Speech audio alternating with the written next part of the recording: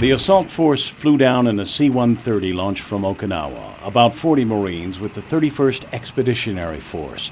A chopper then ferried them down from Andersen to a point near the Agana wastewater treatment plant for the night assault. The target, an illegal arms smuggling operation. It was all a drill. Well, when we get off-site locations, it makes it a lot better, more realistic, because we can get off-site of the same old training areas that these guys hit all the time. So when we get the opportunity to train off-site and do some more realistic terrain, we take it.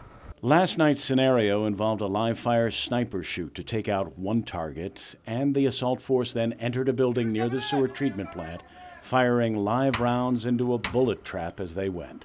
Mission accomplished, over and done with in 38 minutes. It's what the Marines call a realistic urban training exercise, or RUTEX for short. These guys don't have any familiarization with the area, so their knowledge of the area is going to be based on how good the recon and surveillance team's intel is.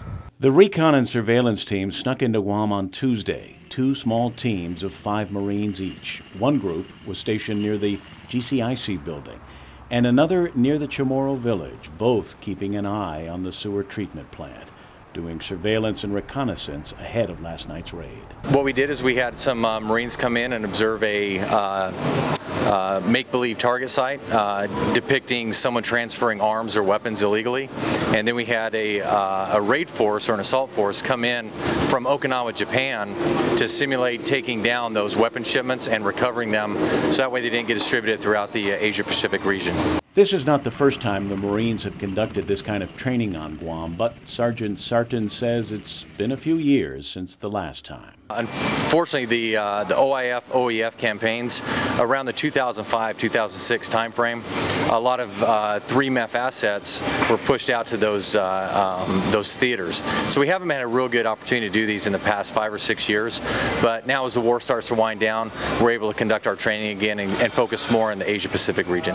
The 31st MEU, it's one of 7 Marine Expeditionary Units, but it's the only one continually forward deployed, and they're in our neighborhood. Anytime the 31st Marine Expeditionary Unit will be employed, they're largely going to be employed into an unfamiliar environment.